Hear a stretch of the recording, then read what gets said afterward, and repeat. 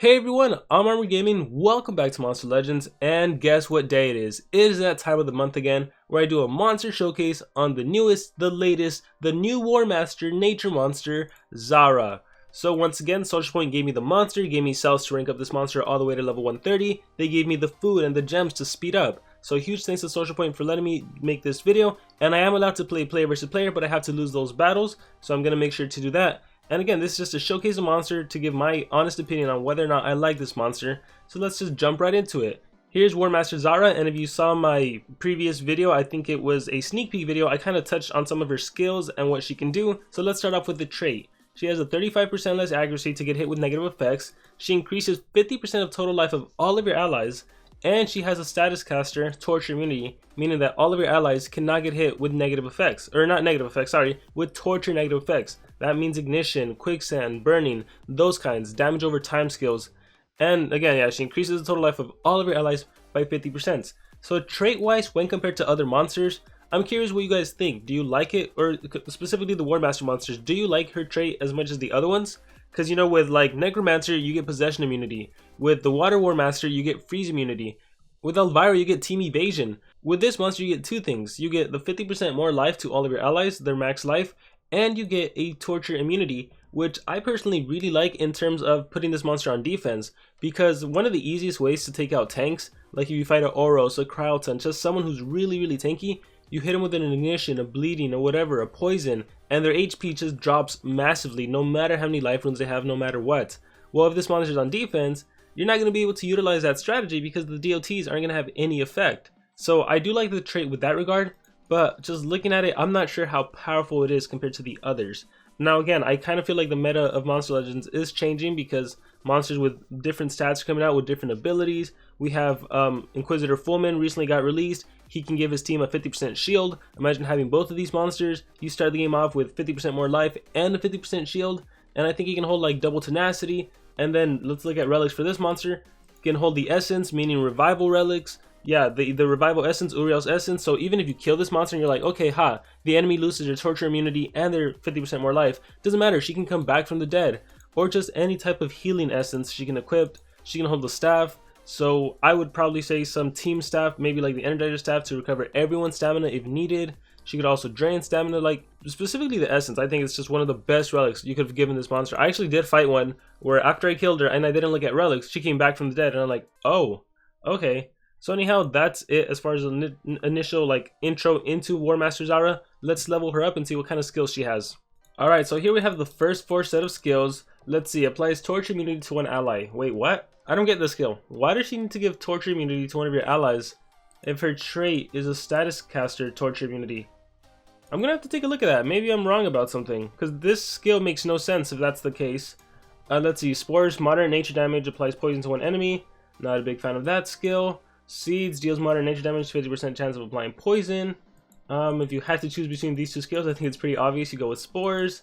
Then we have Leaves, deals moderate spores damage to one enemy, applies nature weakness to all enemies. Compared to the other skills that I just talked about, I would say this is one of your better skills. You attack one enemy, but everyone gets nature weakness. So then you can follow it up with maybe this monster's going to have a powerful nature-based AoE, and she can kind of serve as an attacker. Or maybe if you just partner her up with another nature monster, like if you have Prince Charmless, then he can just go crazy and use his nature attacks, extra turn skills against the enemy monsters.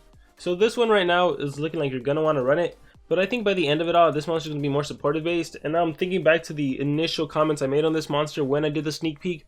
I remember her skill sets not being that great until you rank her up. That's when she gets her extra turn skill or her turn transfer skill. So we'll see. I'm going to test this monster and see what is the case with the torture immunity. Alright, and so I started the battle and oh, that's why it only lasts for 2 turns. I was under the impression it would last for the whole duration of the game. Or 3 turns, I should say. 2 turns because it's already 1 turn for Zahra.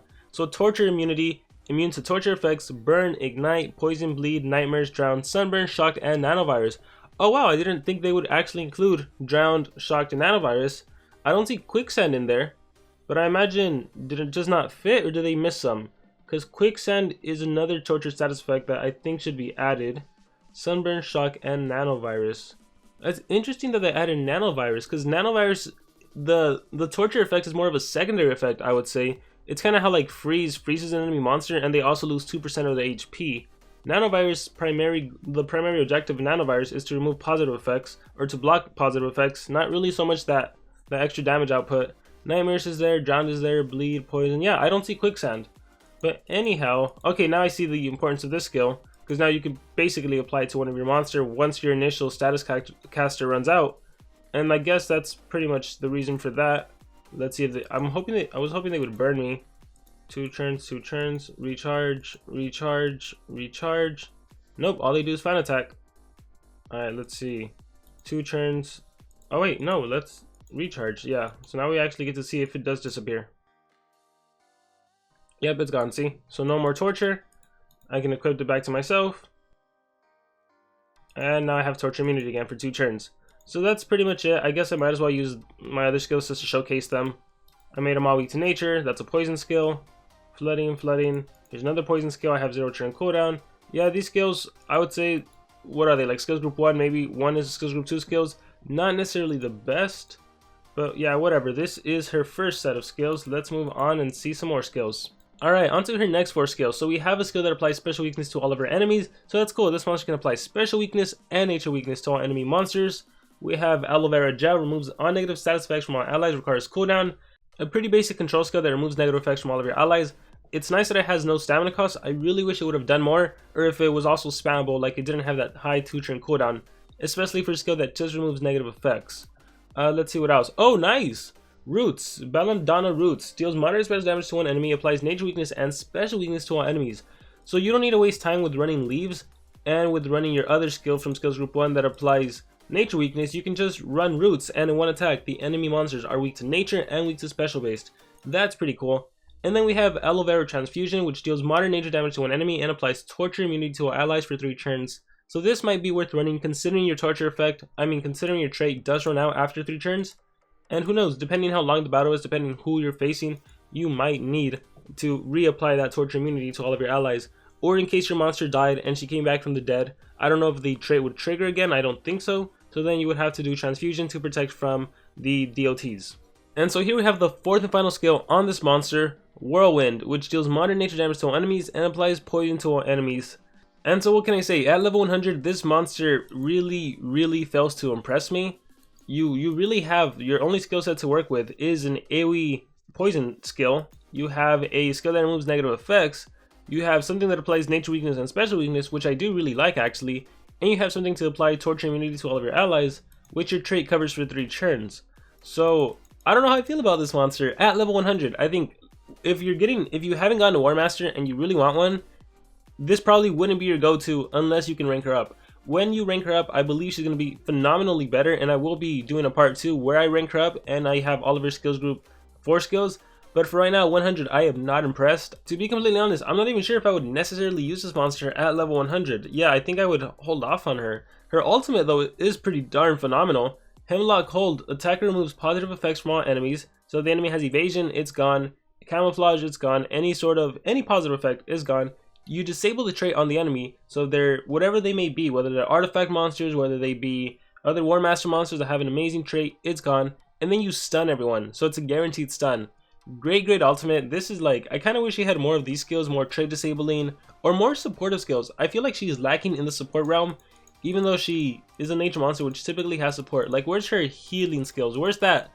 Where's heals all allies by 50%, everyone gets life regen, where's everyone gets a 50% damage buff, increased accuracy. Just looking at these, I'm not that impressed. AoE poison, okay, a lot of nature monsters have that. Removes negative effects, okay, a lot of monsters have that, and you don't do much other than it doesn't cost stamina. You can give everyone nature weakness, special weakness. I like that. It's like General Ingvar, he can do light weakness and special weakness, so it's a setup for your following monster. And then torture immunity to everyone, which your trait kind of covers for 3 turns. And so yeah, I'm not even necessarily sure what I want to do. As far as for runes, I would probably just give this monster a single life, a high level life rune, not team life, a high single life. You could do team life. I would just do a high single life though, and like 2 team speed. She's there as a treachery monster, she's there for support, she's there to stay alive, to get the benefit of your trait. I would say that's her main objective. And then if she does happen to get a turn in, you can remove negative effects if you need to. You can set up if you need to. You can apply poison if you need to. And the cool thing about her speed being 3542, oh yeah, I guess we can talk about her stats. Whoa, 3377, life 34985.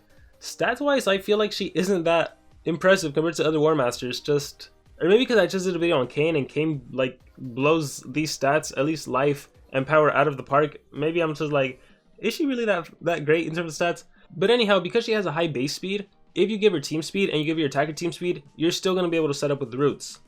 So yeah, I think the primary purpose of this monster at level 100 is just to stay alive, to utilize her setup skill or her poison skill, removing negative effects, and so you are going to want to do a single life and team speed. Or if you don't think you need that single life, then you can do 3 team speed. But I would go ahead and put a life because you want her to stay alive. You want to take advantage of that increase of total life, because if this monster dies, keep in mind you lose the trait.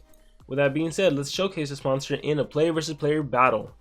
And so I'm not exactly sure what I want to do, so I'm just going to bring some tanks and see what happens. So Ingvar, Igursus's life, look at it, it's almost 130k, and as for my Undertaker, it's 73k. So let's put him with the new Warmaster, and let's go after any opponent. We'll fight Vanessa, and we'll see what happens. I am just curious what is going to happen. Let's click fight, let's take that out, and look at my monster's new HP. Igursus is now at 164k, and my Undertaker is at 95k. And then let's see if that Charmless can actually kill me thanks to all of my buffs. Oh, I lost my Warmaster, and see, then I lost the buff. So now I'm back to 73k, I'm back to 130k, which is why ideally you want your Warmaster to stay alive as much as possible, because if you lose her, you lose the advantage of her trait. And again, at level 100, I think that's the primary thing she has going for her, her trait, not so much her skills. Her skills at 100, they really failed to impress me. They really did.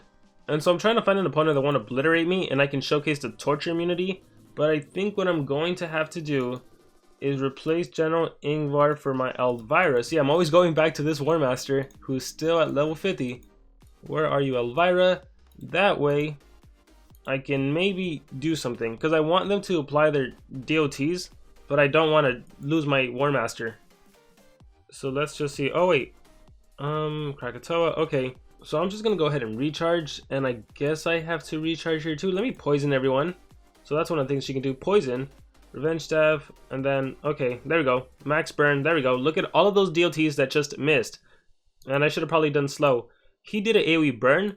I think he did max burn. I don't think that has any DOTs, but he did AoE burn, and he did his nanovirus skill. And look at that, no torture effect, no torture effect, no, well, she has evasion, no torture effect. But isn't that cool? That's pretty darn cool. Protecting light. Oh, and later on, when you rank up Zahra, she does have a protecting light skill that blocks everything but nature-based attacks.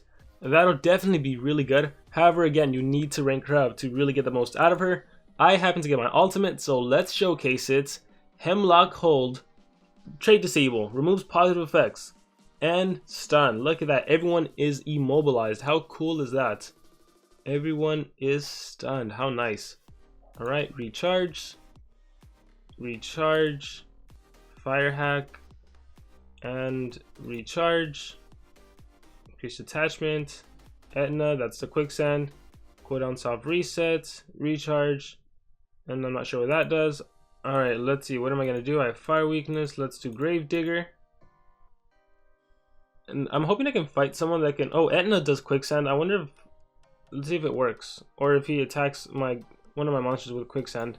Not Elvira. Alright.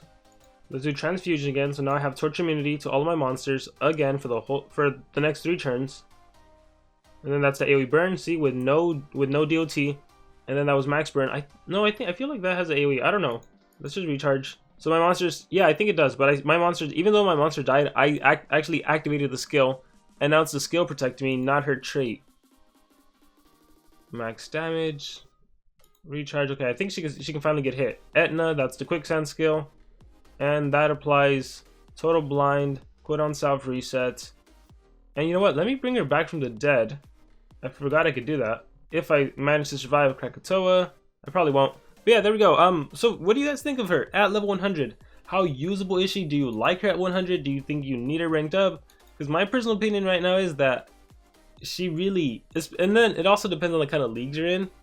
Like, it's hard to get usage out of her when you're fighting such tough monsters that are all ranked up. Like, yeah, it's nice that she gives you that 50% more life and that she blocks torture effects, But at the same time, a lot of monsters you face, look at that, Kihaku, Baba Yaga, they don't really rely so much on the torture status effects. They rely more on just like heavy higher power, just like having a monster with level 10 strength runes that just takes you out.